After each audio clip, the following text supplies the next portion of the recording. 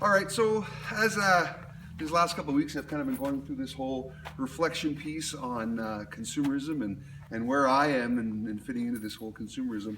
Well, as you know, that for me it started and it's going to end here with this boat.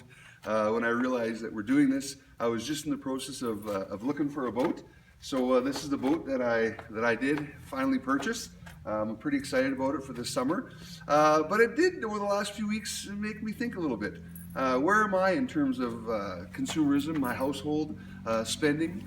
It was a good time to reflect. And so when I looked at the actual assignment, part one and two, I've kind of combined the two together. In part one, I wrote a fair amount about changes that I need to make and am making and in the process of growing through. But for just to kind of, I guess, bring everything all together here, for me, in terms of changes that I need to make, is probably just be more mindful, I think, of purchases.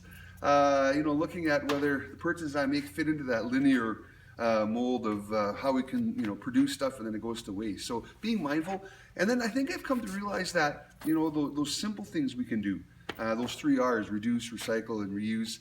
I think if we all make a conscious effort to do that, it can add up to a difference, at least certainly here in Canada.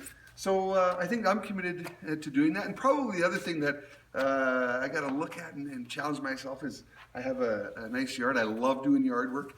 That whole notion of cocooning that Mulligan talks about and creating our own tiny little spaces for our own self, that is something I got to work on. I love working on my yard and sculpting it, but is there an area there that I can look at making some adjustments? So overall, it's been a good project for me to kind of evaluate, and my family, we've been having some good discussions on that. And so, but I think the bottom line is, for me, the thing that will change and has changed is just how I look at my purchases, and in light of how it affects others. That all those little knick-knack things, do we really need them? And really, who's paying for that? Other people are paying for that in how they work, and cheap wages and all those kind of things. So it's been good, and I'm looking forward to heading out in the water this summer. Thanks. Take care.